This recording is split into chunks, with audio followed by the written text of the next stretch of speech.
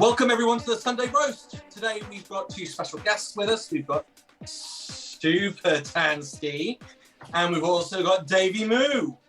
Welcome guys. Please tell us a little bit about yourselves. Daviemoo, is that okay to say Daviemoo? Because we were talking about, we can't say the one D word, but we can say David and we can say Davy, but not the... You can call me whatever you like as long as it's not Dave, because I am David, as in I'm David, 34 years old. I've worked in medical compliance for 10 years and then the government went to shit. And I was like, well, I can't not talk about this, can I? And suddenly people were listening to me, you know, who were outside my head. But when it comes to things that you can call me, Moo is fine because I'm weird and come from the countryside. But if anyone calls me Dave, it will upset me because it makes me feel like I sell used cars for a discount on a cheap lot in the middle of nowhere and my wife left me. and that definitely hasn't happened. No. And I thank you to not bring it up, thank you. Supertanskii, can you introduce yourself, please, and tell us a little bit about yourself? I'm sure our viewers know who you are. Well, I basically commentate on the madness that is British politics. I think I was kind of radicalised into it by everything going to shit, frankly. But now I'm kind of gradually establishing an aim. Like Davey, I now have people listening to me, which is terrifying. But I'm trying to kind of pass on to people that politics isn't just about posh, stuffy people in suits and the elite that are churned out of the factory, you know, out of the universities on conveyor belts. It's something for everyone. So I try to give it to people in an accessible, funny, sweary way.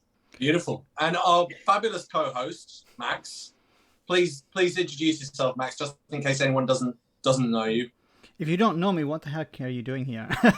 I'm Max. I've been running this channel for a number of years now, talking about Brexit, talking about British politics. I'm not British, as you may imagine. I'm Irish, but I live in Italy.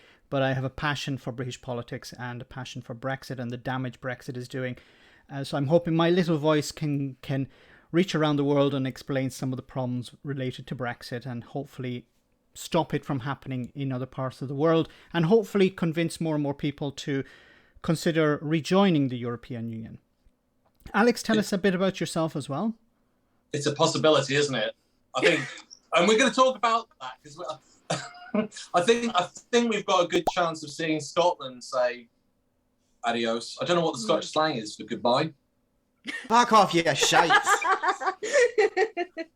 As you can tell, everyone who's listening in, this is very much a free speech orientated podcast YouTube channel. So we will say rude words. YouTube won't be happy with us, but we'll be happy with the content. So please bear that in mind if you're listening. Be prepared to hear a lot of swear words. So that's one. How many swear words? That's two, because we swore with a finger and we swore with a word. So that's two. Fuck, that's free. So. Oh, that's three.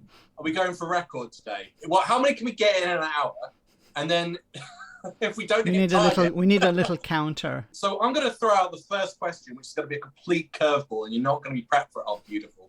Yes. So marry, fuck, deport. This is going to go to you, Davey. So it's going to be Trump, Blair, Johnson. I'd marry Boris Johnson because it wouldn't be too long till he cheated on me and I'd be able to get all of his money.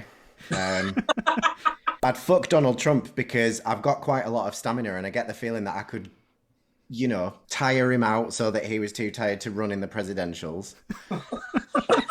And as for Blair, I'd deport him to, I don't know, somewhere where I don't have to hear his fucking opinion every 3 weeks in the newspapers. Oh, it's me again. Look, my hair's a bit longer and I've got even more right wing, but I'm still a lefty, I promise. It doesn't sound very appealing, does it, to anyone, apart from Kerry?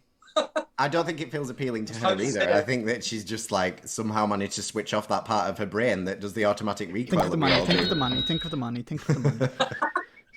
don't think I'd mind being married to him. I could just like push it all down, and then when it would be like I'd come home one day, bags full of Fendi, open the door. Oh my God, how could you do this to me? I hate you. We are divorced. Also, here is a prenuptial that you signed while you were drunk, and all of the money is mine. Fuck you, bitch.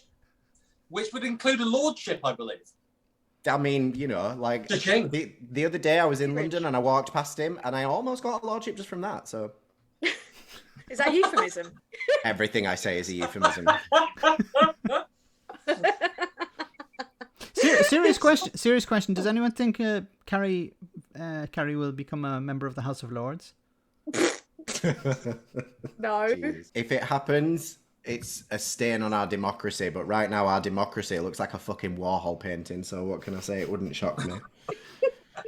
More like Edward Munch's The Scream. It's like constantly. No, that's just me every time I wake up and check the news. Not again! So, Supertan. You're not going to make me answer this question. Oh my God. I'm going to throw it out. Marry, sex, deport. Boris Johnson, Donald Trump, Rudy Giuliani. I thought you were going to say Farage for a moment. Rudy Giuliani into it. I want the same. I'm going to mix it up. It can't be the same for everyone, otherwise you're going to be prepared. You'll have had too much time to think of your Rudy answer. Giuliani, he was found by Sacha Baron Cohen, was need to be largely Nazi. So I'm not shagging any of them. I'm lying in the fucking sand. You can pay me. Like I'm not shagging any of them. I would just deport them all. All right, pretty, calm down. But no, where? I'd go marrying Boris Johnson because obviously The money. what's that? No, deport to where? Mars. As far away as possible. Yeah, Mars. Or no, if it was as far away as possible, it'd be like Pluto, wouldn't it, or something like that? But Pluto's pretty far out. But yeah, the sun. Yeah, like yeet directly into the sun. No, I'm not shagging any of them. No way. Okay. I'm not marrying marry any of Johnson them. for the money. I'd marry Johnson for the money. Right, so you'd marry. Right, we're getting there then. I think So I'm there is a bit of a older. hierarchy here. I just need to be wheedled out a little bit. So, Okay. you're going to marry Boris for his money, and you've got to deport either Trump into the sun or Giuliani. All right, Giuliani. What are the I options? mean, Trump's got the Definitely. tan, so he's got sunproofing. Yeah, he is shielded, isn't he? I would deport probably Trump somewhere really dark. I mean, space is pretty dark from what Space I've is heard. dark. I mean, I can't verify that, but I've heard it's pretty dark. I would say, yeah, just yeet them both in various directions into space. Like no one likes someone that's well, they're both sexually dodgy, aren't they? Yeah, just yeet them both. Pretty into much. space. Sexually. Yeah, I mean, I'd say Boris Johnson too, but I in a mean, different way. all three of them have got a bit of a rep. Literally. It's like the Wolf on Wall Street with those three. It's getting rid of Trump into space. That leaves Giuliani, which we don't have to say anymore. We could just ignore. So, Max, I've got a European twist on yours, and I think you already know one. So, out of your three, you've got Bojo, you've got Berlusconi, and you've got Marie Le Pen. Oh, my God. Oh my God. Okay, so Marie Le Pen. marry Berlusconi because Berlusconi is a billionaire. So you just have to go with that. And he's almost 300 years old. So just a matter of waiting. Deport. Well, Le Pen, of course, she's a horrible individual. And so the other one would have to come down to Bojo, I'm afraid. I'm down. So appropriate. Because there's nothing else I can do. This is how he gets laid so much. Exactly. Because everyone in the fucking world is playing Would you have sex with Boris Johnson? And we're all like, well, we're kind of forced to. He was all Also, there. do you know I learned a really interesting fact about Marine Le Pen the other day? Her name is actually French for the pen. No shit. No, that's not true. It's French for the stilo. Le stylo. Yeah, le stylo. Yeah. No, it's not, sorry. It's short for Le Penitentiary, which is where she wants to put everyone. It was interesting, actually, with the French elections on that, because she got absolutely burnt as a president, but in the parliament, they actually did all right. So I'm not sure what to make of all of that in terms of voting, because you looked at the voting numbers and didn't look like she had a chance to win. It was almost quite hopeful. It was like, oh, wow, Europe's learned from Brexit's mistake.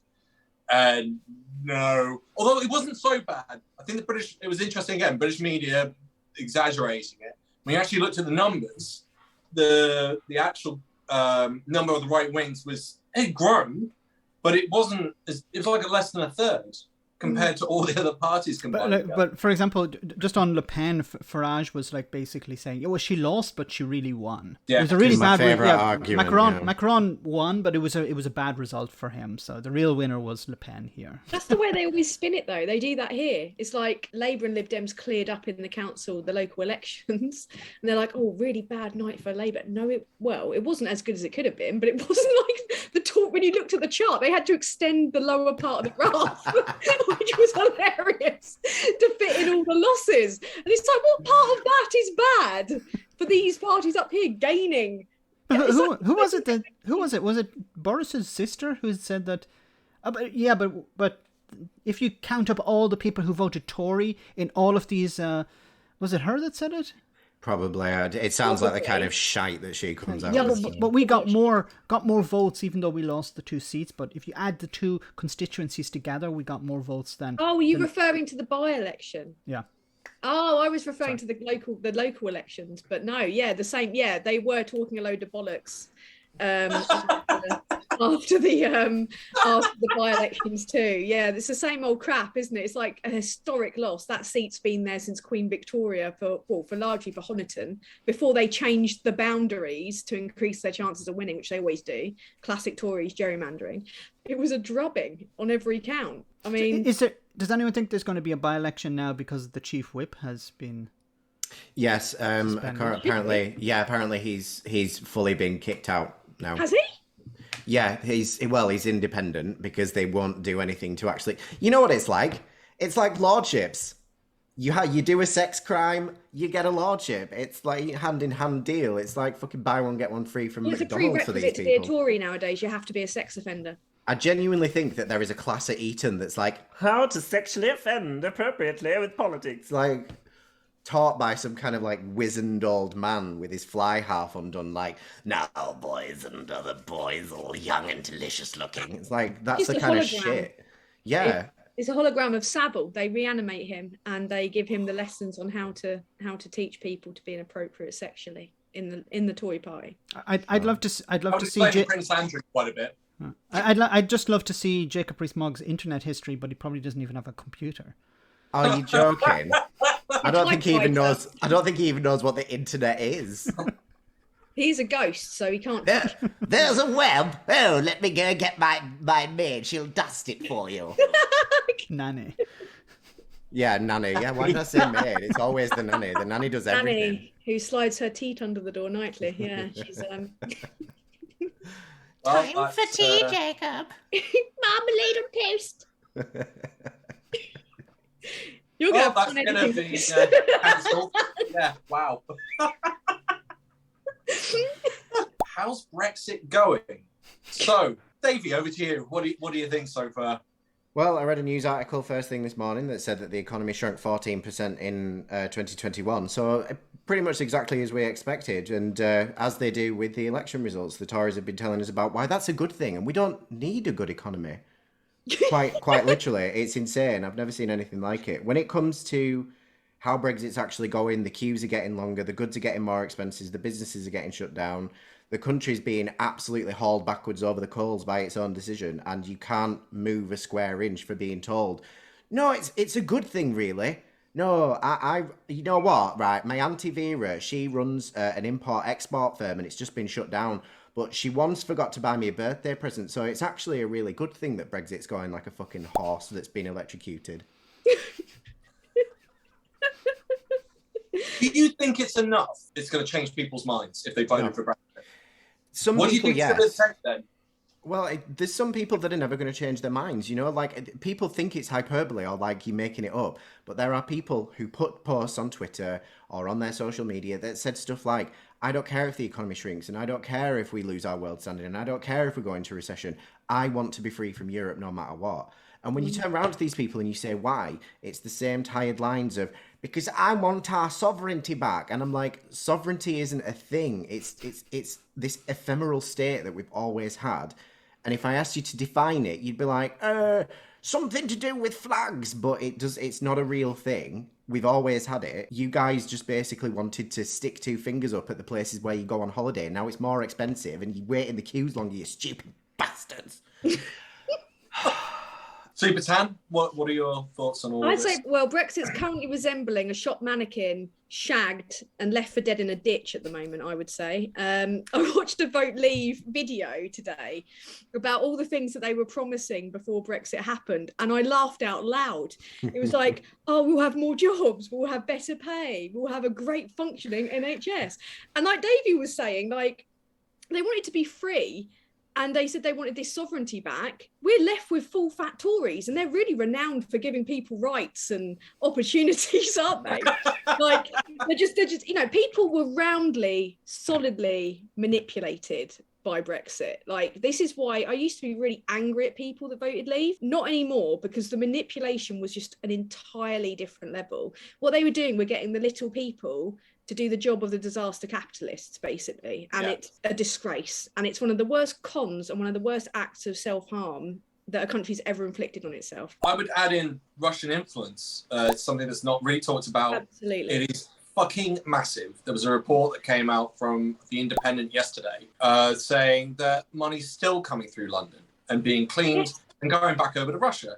And it's all gold. And you're like, right, so you've had 4 months to clear this out. You've done nothing.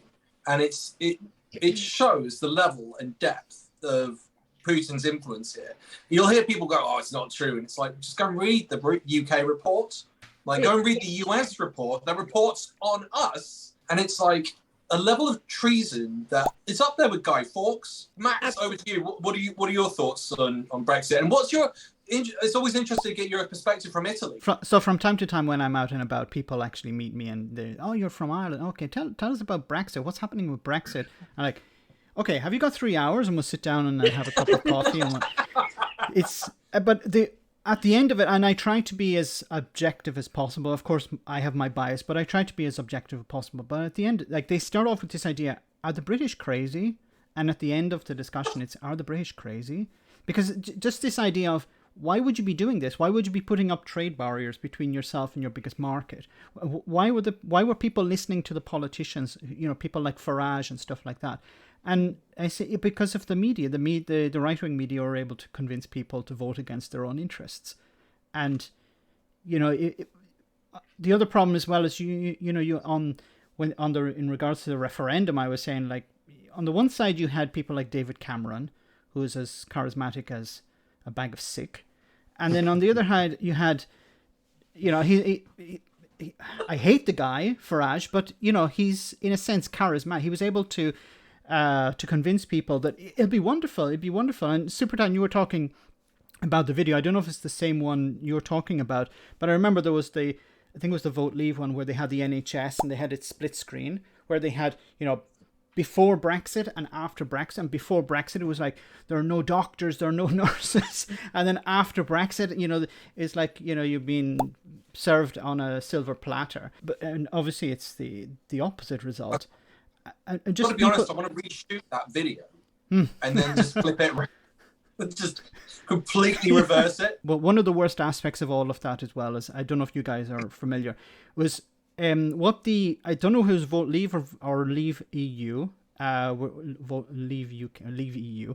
What they were doing was they were actually going into the NHS clinics, and they were before they went out in, they had printed out these leaflets, these flyers, and they were leaving them in the clinic, and they were using a sort of copy of the NHS logo, and they were saying, this is how much we're spending on foreigners, this is how much you know, the NHS is losing, we could save this amount of money. And they were leaving these leaflets in NHS clinics. So when somebody would go in for a medical visit or an appointment, they'd be waiting and they'd pick up this leaflet. And they would imagine this was, you know, material produced by the NHS. And Dominic Cummings was talking about it in a select committee. I think this is one of the worst things, because it's not just the Daily Mail or the Sun, but it was on multiple levels, this type of propaganda. Wow.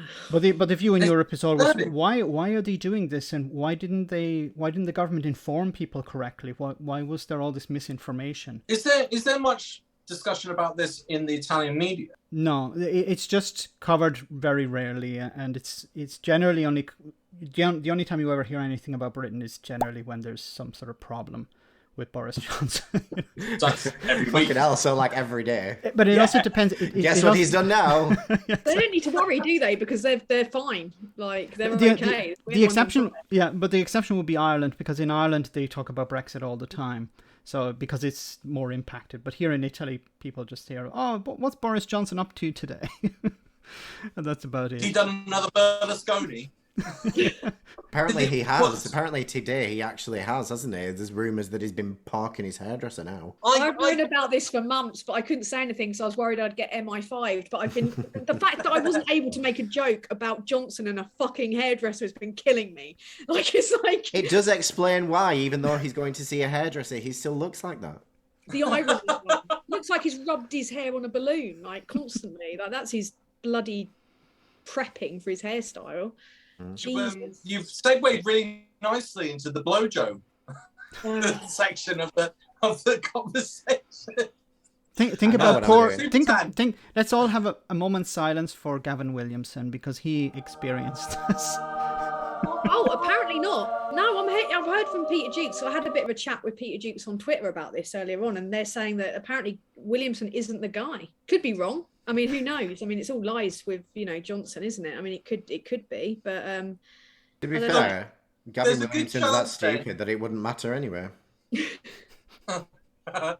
There's a good chance then, because Gavin Williamson is one of the most inept ministers I've had the displeasure of interacting with, and I've got to say, for him to get a lordship, I'm going, what did he walk in on then?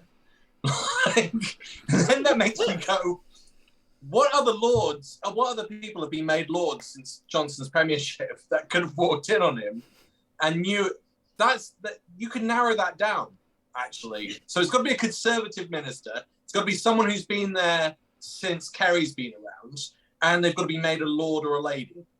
So there can't actually be that many that you would be able to narrow it down. Did Peter Jukes give a hint? Did he make a rhyming slang?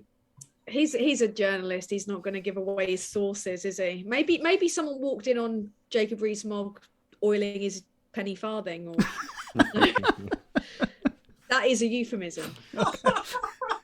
I don't know. I mean, it could be anything with Johnson. I mean, this is the tip of the bloody iceberg. Like, there's so much more to that. Like, there's so much more that he could have done. I don't think this is the only thing that he's ever been caught doing. I mean, I've heard some way worse stories about Johnson, and Davey knows them too. That were like, Davey, can you? No, I am honest to God attempting to become a journalist and write as an independent source, and if I ever gave anything away, there is the whole you would get sued into oblivion thing. Plus there is the when people tell me things, I have to be like, just gonna file that away until I'm allowed to say it. So I'm currently patiently filing things away, and then one day there's gonna come a day where you'll wake up and it'll be like, Daviemoo exposes Boris Johnson. Daviemoo gets stuffed in a suitcase. Asphyxie wanked on a door. Like, no, you do. My Siri just turned itself on. That is MI5 going, he knows things, target him. Oh my God. Like, yeah, this is, I've had Russia all week trying to get into my bloody phone. So, oh my God, she's alive. Alive again. But there's worse. Davey, anything you'd like to say before you're dragged away? to the Ministry of Love. I regret nothing. I hope they do the asphyxie thing. It's how I'd want to go. It's my plan. It's like what she would have wanted at the funeral. People go, you don't have to worry about that being splashed across the papers because I wouldn't mind. I'm dead anyway. I'm joking, by the way. Obviously.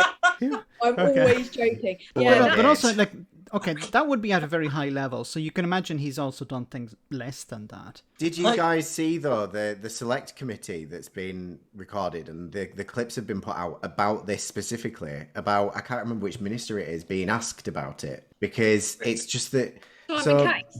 Yeah, Simon Case. So Simon Case is being asked questions about it at a select committee because he's now the cabinet secretary.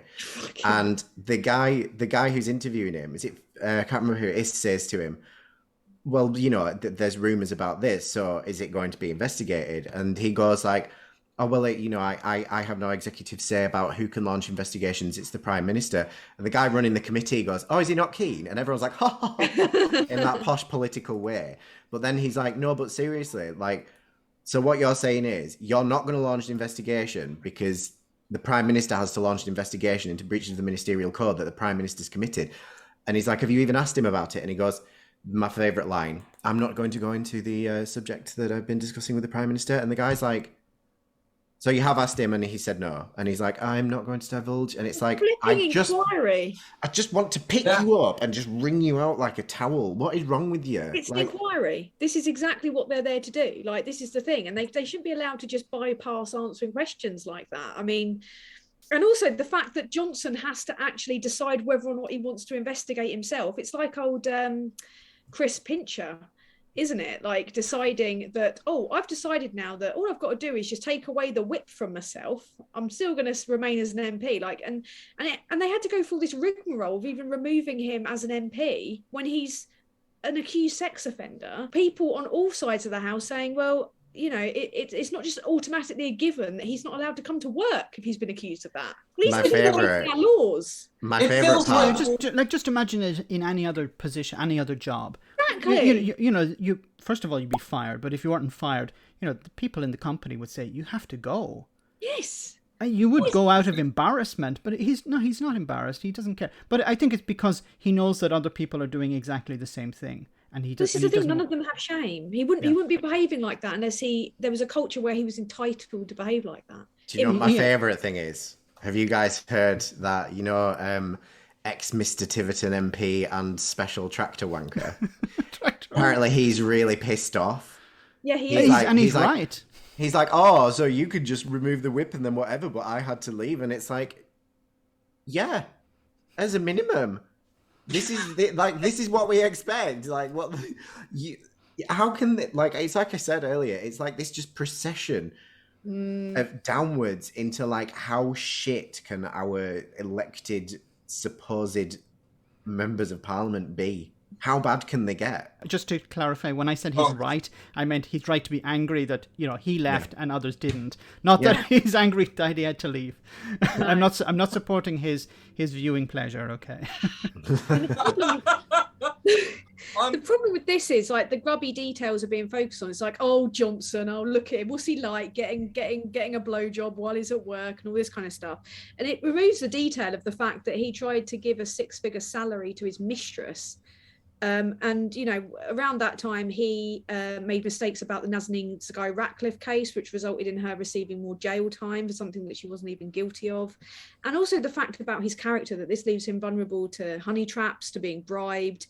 It makes him a national security risk that he can't keep it in his trousers. That's a good segue, which I'm happy to discuss as well. You're doing great on these segues today, guys. Like this.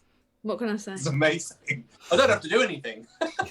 Just natural flow. There's loads of interesting stuff with honey traps. You know, they tried it when the British spy service at the time tried it during World War II with all their male spies, and then it completely failed.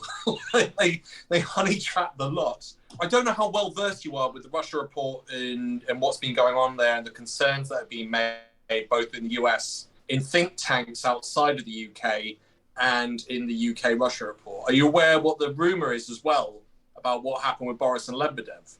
Yes. So that he went to basically a swing party, which is why he ditched his security detail. This is an allegation, but it's been brought up in Parliament. Parliamentarians have asked this in PMQs. Yeah, it was Rayner, wasn't it? Rayner brought it up just before... did she? She brought it up and asked it as a question, and obviously they've only got a certain amount of time to remember. And they responded with like 5 minutes to the close of Parliament for the first session, and they were like, "No, he didn't. Okay, bye." And it's like, well, that's not a good enough answer. It's a difficult one because if it isn't true, how do you dismiss it? Do you just go no and shut it down, or do you try and give a precise reason as to why you ditched your security detail to go to a party?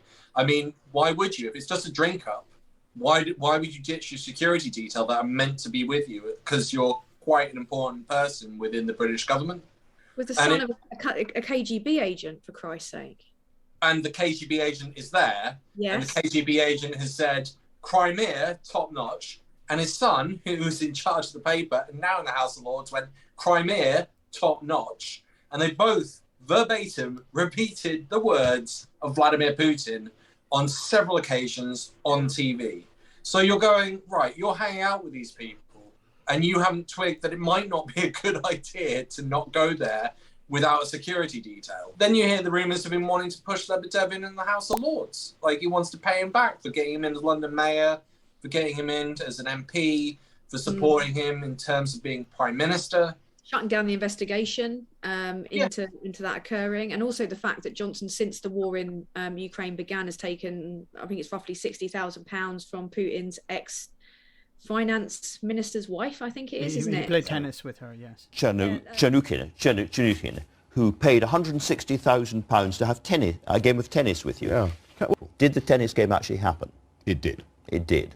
Are you happy that the same lady, and again, do you know enough about the origins of that money? And she has now paid £30,000 to sit next to the Defence Secretary, Gavin Williamson, and have dinner with him. Are you happy about that? Look, unless and until evidence is produced against individual Russians, I do not think that the entire nation should be calumnified. David Chernovich or something. That's it, correct, yes. Since the wars began, so he's imposed all these sanctions.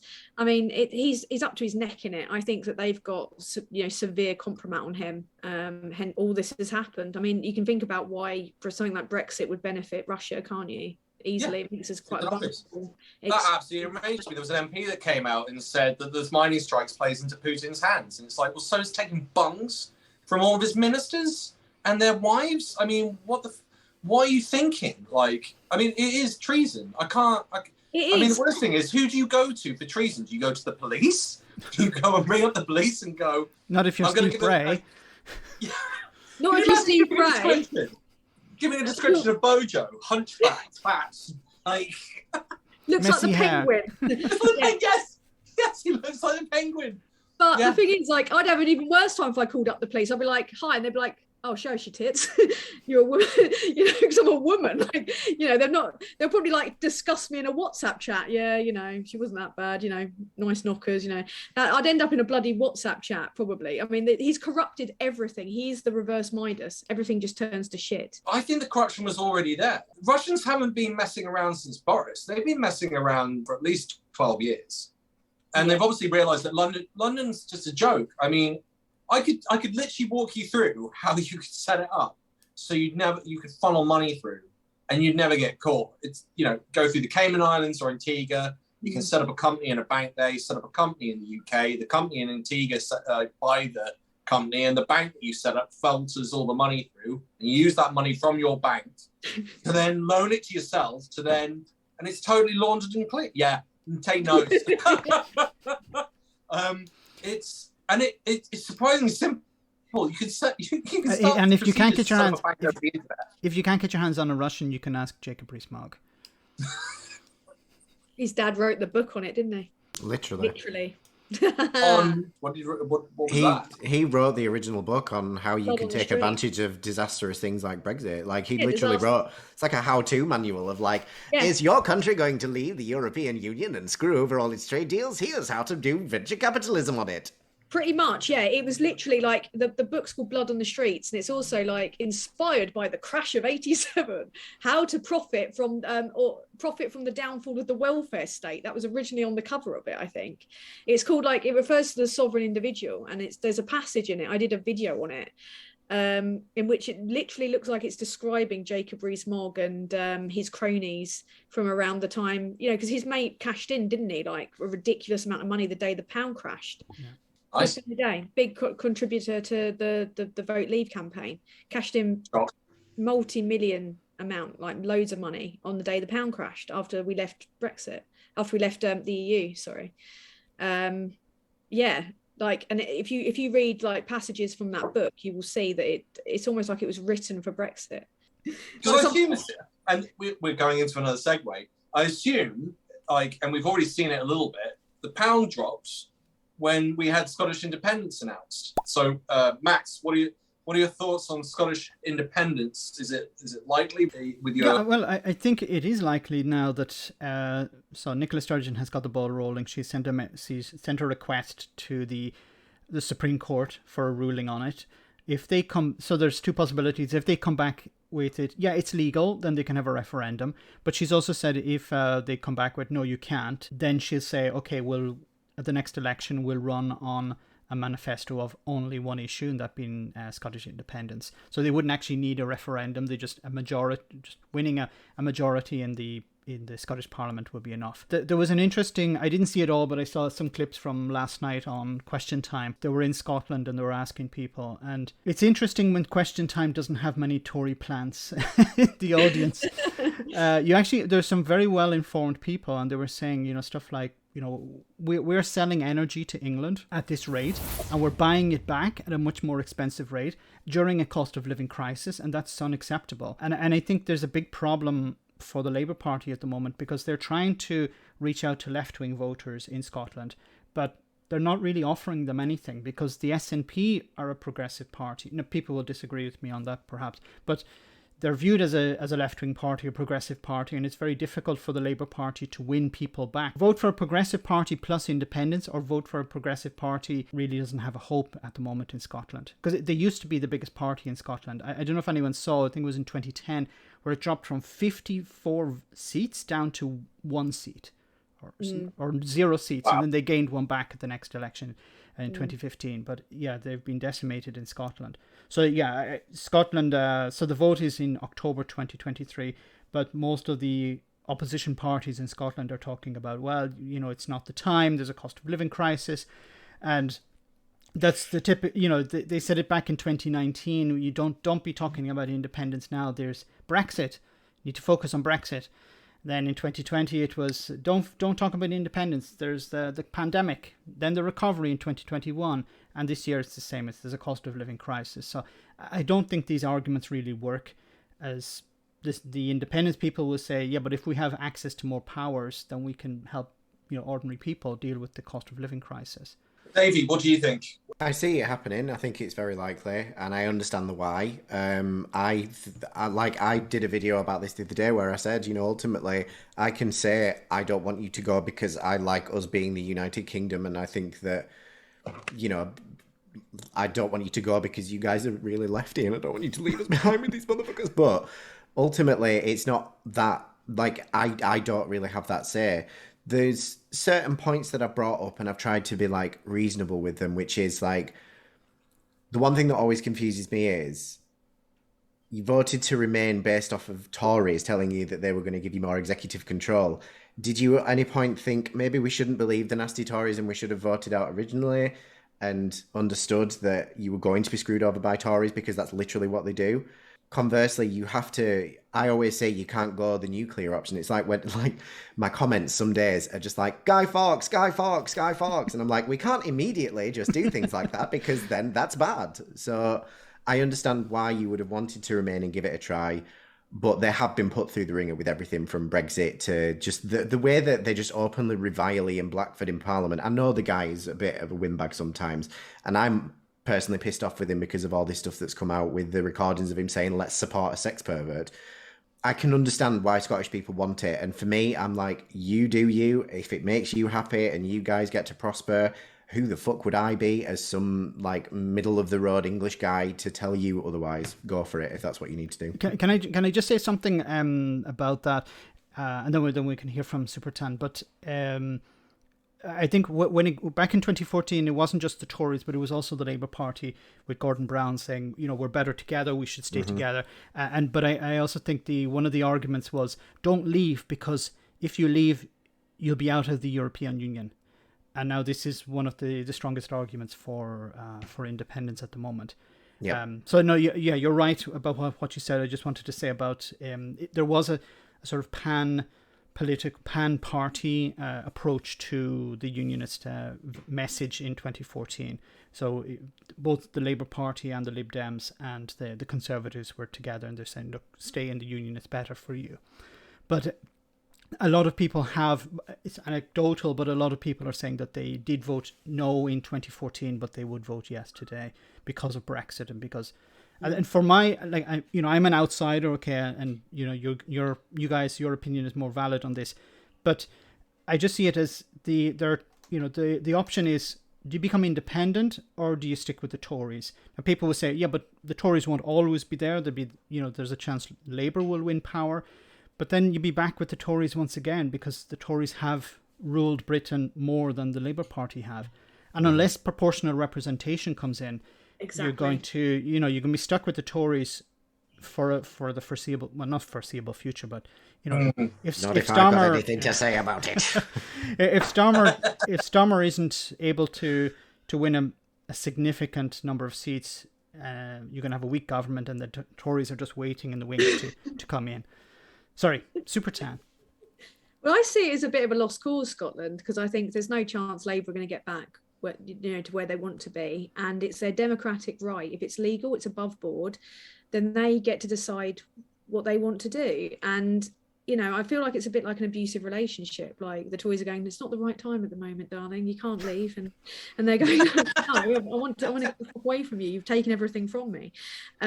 So even though it screws us, me as a Labour voter, lifelong Labour voter, even though it screws me, I'm like, fair play to you lads. I don't blame you for wanting to get the hell away from these clowns. Like I don't blame you at all.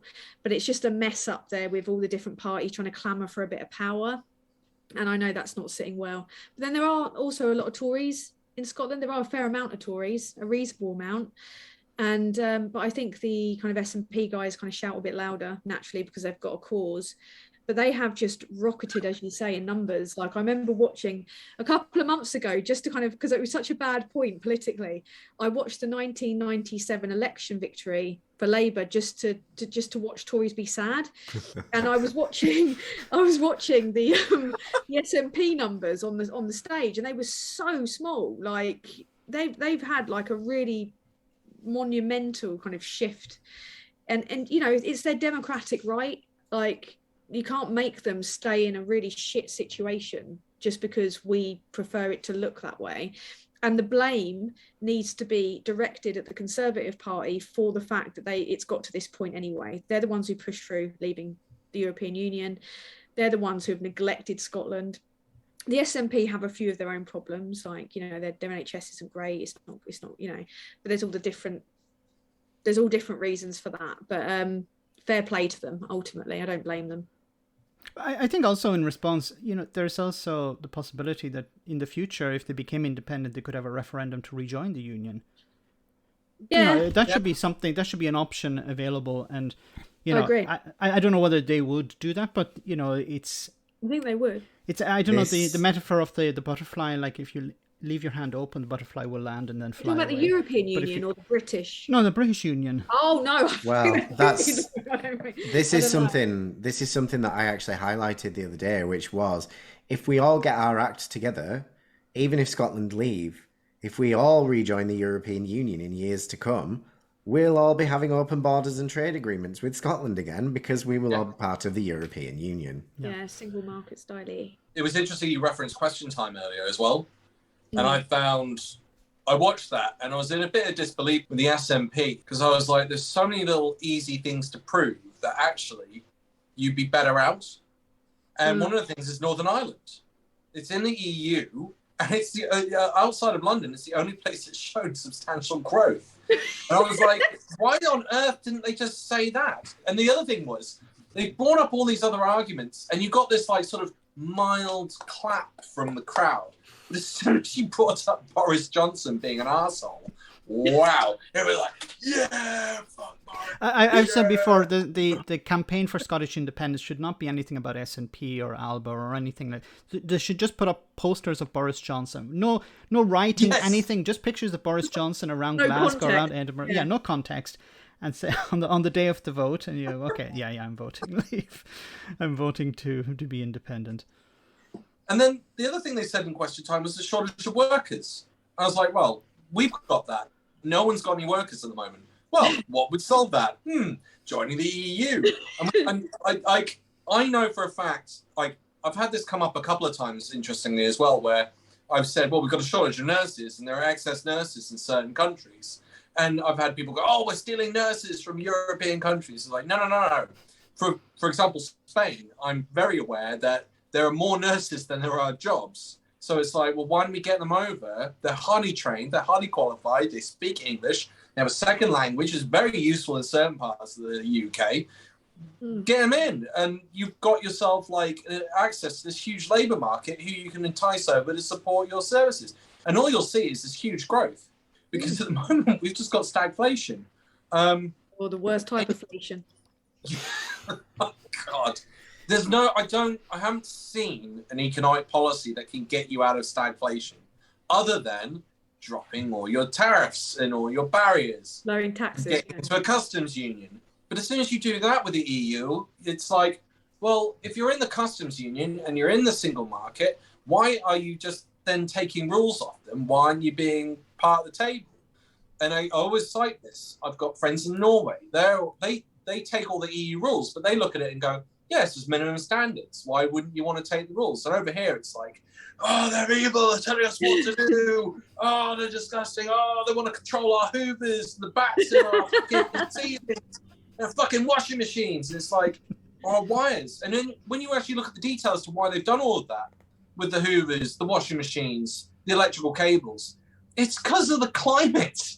They don't want variation because it creates a shitload of waste. And so they're going, right, if you have the hoover and the washing machine at a higher power, great, sorted yourself out, but you've absolutely knackered the machine within half the time.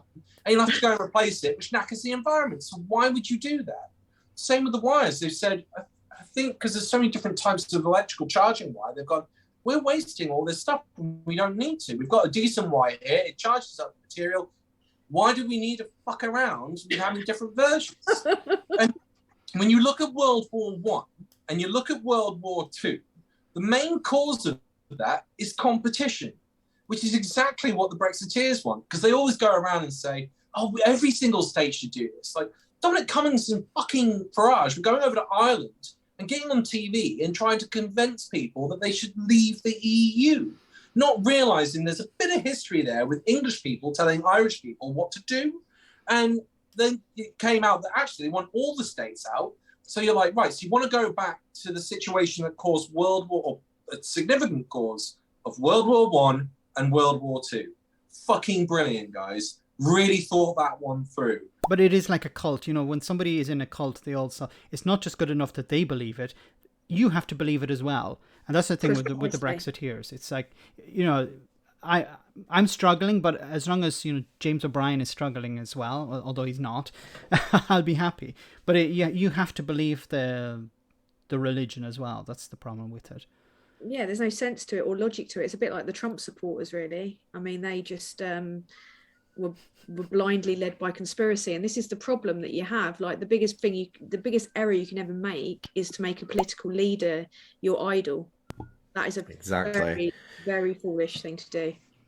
Great segue. I was going to say.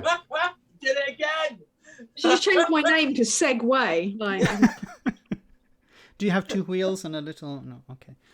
I wish. I'd love to go on a Segway. I just don't have any faith in justice being applicable to people like Donald Trump, and this is the thing. I obsessively followed everything he did throughout his entire presidency so that I could informedly tell people what a shit pipe he is. And also because a lot of it was objectively funny when it wasn't damaging to people. Yeah, it really was. But like, once he was out, I was like, right, perfect. And then January 6th happened and I thought, this isn't good. Because then I became very cognizant of the fact that the people who were really like, yeah, we want all the guns, are also the people that are on his side. And I was like, that's alarming.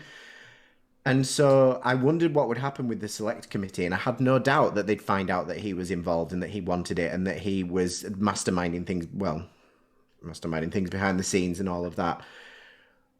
The thing for me is Donald Trump guilty? Of course he's guilty. Have you seen him? My question is, how do you make it stick? What do you do? Put him in prison. How long do you think it's going to be before 10,000 MAGA freaks are outside that prison waving the little guns in the air and trying to scale the walls using each other's loose teeth. Like, that's how they work. And so my fear is there is no way to hold this guy to account because he has a literal cult behind him that are like, oh, Trump, I love you. Like, what do you do? I think you're really hitting the nail on the head there. This whole idea that, you know, in the past when a candidate lost, their following would sort of melt away, but Trump's hasn't. Trump's has gotten worse. So, you know, people thought, oh, okay, when he lost, all these mega people would just go back to whatever miserable lives they had, and that would be it. But no, they still believe that it was stolen. They believe that he should be the president, or he still is the president, and they want him to run again in 2024. I think the thing for me that's just never, and I'm going to do an impression of him and it's going to come across as if I'm trying to be funny, but like, I don't understand. There's a really good book written by, oh God, what's her name? There's a really good book about the myth of the strongman. And it's all about how, what is it? What's her name? Ruth Ben-Gia, I think it is. That's all about the myth of the strongman.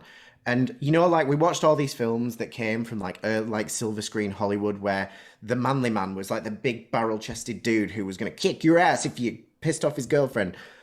This is what a strongman is. It's a man who stands there like this with his stupid suit on, and he just gets other people to line up in front of him and do his dirty work for him because he's convinced them that he's the one that's going to stop the gays and the people of colour and the trans and the women from telling them what to do. And look what's happening.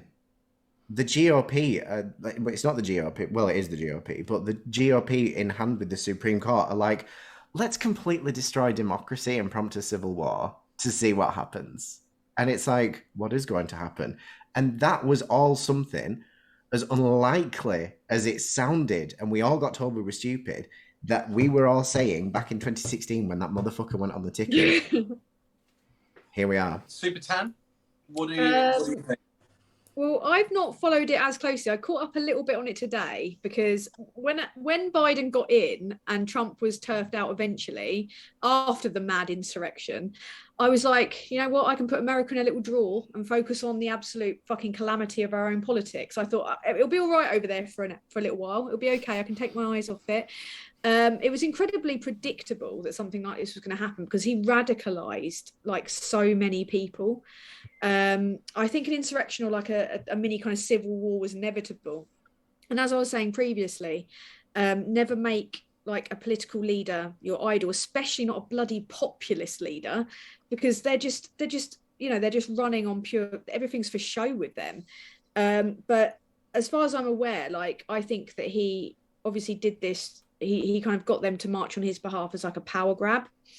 And some of the things that are coming out from Cassidy Hutchinson behind the scenes is really interesting. The way that he was saying things like, they're not here to hurt me, trying to get them to put away the metal detectors. He was going to apparently try and join, I think, the march at one point, saying, I don't care if they have weapons, all this kind of stuff, you know, defending people that called for the hanging of Mike Pence, for fuck's sake. This is extreme. And the thing that came out about it was, from her opinion, this was entirely un-American and unpatriotic.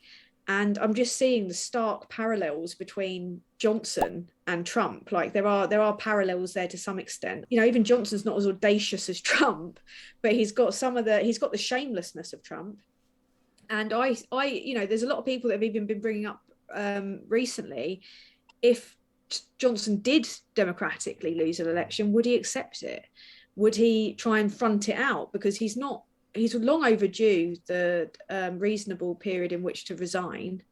So would he try and just amble through being voted out? You know, there's that kind of concern. But no, you know, whether or not Trump is fucked is, you know, it's all on the table at the moment.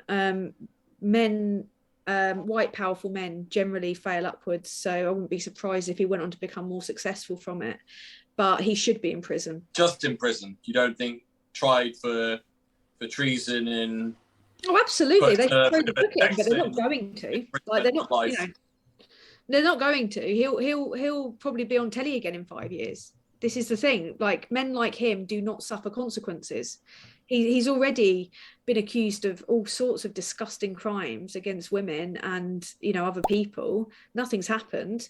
You know, Johnson was, I think in 2019, accused of groping people. Nothing ever happened there. Nope. You know, these men are in positions of tremendous power, and they're fucking lunatics. Yeah, they should, of course they should be in prison, but I think there's another angle here, and this is a fear that Joe Biden has of being seen as responsible for putting Trump in prison.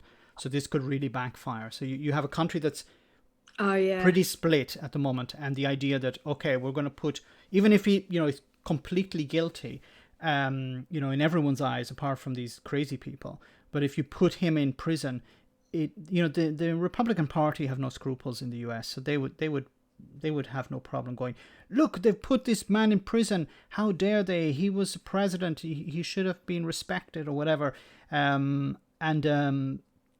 This whole idea that, yeah, you already have a split country, and this would even divide it even more, and of course there'd be people trying to take advantage of that.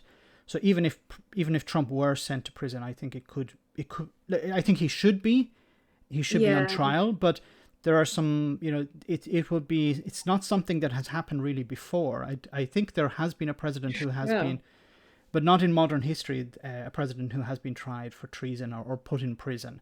So I know it's suspending justice, but it may be necessary in order to keep a lid on these people. Well, so I don't like saying it though. What? Because I think it'd make a martyr of him, I guess. Or that you have the crazy people who would see him as a martyr, but you would also see the Republican Party trying to take advantage of this situation. But they need to de-radicalize these people. I mean, we've got a very similar problem here. We've got like mass radicalization. They are running on pure conspiracy. They're not running on fact. And these people have been sold a dream by a really rich, powerful men that are going to be fine at the end of all this. You know, Johnson and Trump have downplayed their privilege, but they're both privileged. They're the very, definition of privilege. And they have an enormous amount of power no matter what. You know, I don't know. I think like with Brexit, we have to acknowledge that people are radicalised into believing nonsense. Otherwise, that's how we go back to zero, you know? The article that I'm writing at the minute is about the erosion of power structures and accountability for that power. And one of the things to look at in particular with America, because it's very different in the UK, obviously we have different political levers, but you look at the presidential pardon. The presidential pardon is something that's supposed to be kept back for people who are guilty, but they pardon them because it's seen as in the national interest. But it was like fucking chewing gum. Trump was like, and a pardon for you, and a pardon for you, and a pardon for you. And it's like, that's not what they're for, you fucking moron. You can't pardon people for committing actual crimes against the country. Like, it's to like help people on death row, or help people who may have committed a crime, but did something that was in the national interest. And the biggest thing that needs to be remembered about, because I'm very concerned that at some point he's going to get a pardon from someone else. If they get a different Republican in, because I don't think he'll run in the next election based on some things I've read. I think the next Republican president will pardon him. But what people fail to realise is you don't say, like if someone farts in front of you, you say, pardon you. It's because they've done the thing. And you're saying you are pardoned for doing the thing. He has to be put on trial, and then he can be pardoned. He can't be pardoned before he's committed. Yeah. So exactly. He has to be committed of a crime first, and then he can be pardoned. But we haven't got anywhere near that yet. He's got to do the fart first. Oh, he's already done the fart. We're just waiting for people to smell it. You've got to wait for people to smell it, not people to smell it. But for his supporters, it's perfume. It's not. Exactly. Therein lying the problem. I think he's more damaged than we realise, and I personally would say he does need to go on trial for treason. And I find the main reason for that is to bring it out into the public, make sure everyone's fully aware of it. And that's how you begin to de-radicalise. You're never going to convince everyone. But if you can get rid of the majority of them and get them all going, he's a traitor, he's a turncoat, I can't remember the name of the turncoat from the American Revolution. Americans do not like turncoats. And if it looks or comes out that actually none of this happened, he's in deep doo-doo. But the other thing that's happened is that 2 voting systems for electronic voting, Dominion and Smartmatic, are taking him to court. They're taking Fox to court. They're taking Giuliani to court, and they're taking 2 Fox hosts to court. And the reason why that's going to be important, that court case, the only way they're going to get out of that is to settle out of courts. I don't know if it's going to get, if they try and settle out of courts, Fox are going to have to pay more. And Dominion and Smartmatic are asking for certain amounts of money. Well, that's deliberately put pressure on them, but also get news and press coverage. We're talking $5 billion just from Fox. We're talking hundreds of millions for the Fox News hosts. But I'm not sure what it is for Giuliani and Trump. But if any of those go to trial, then all the information's got to come out. And Giuliani, Trump, the Fox hosts are all going to, or Fox itself, are going to have to defend and prove that actually they were telling the truth, which they're not going to be able to do. They're not going to be able to prove that January 6th and the election fraud took place. As soon as you do that, it just scuppers Trump.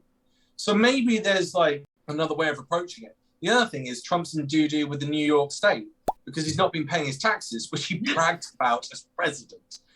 You fucking idiot. So there's a serious issue there.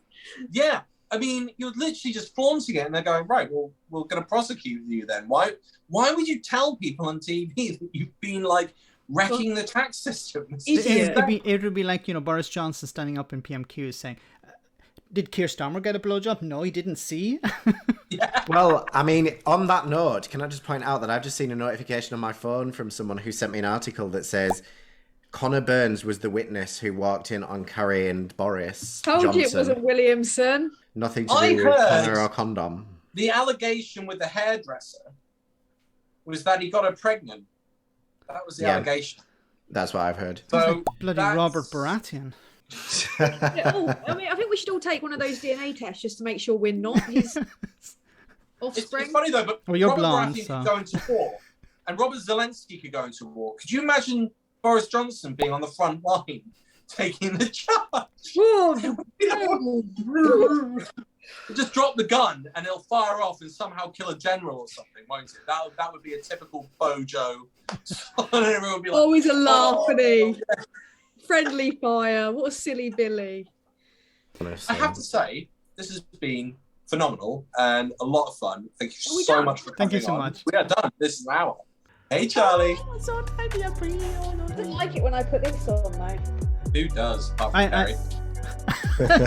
Charlie went, ah. Supertanskii mauled on camera by her cat.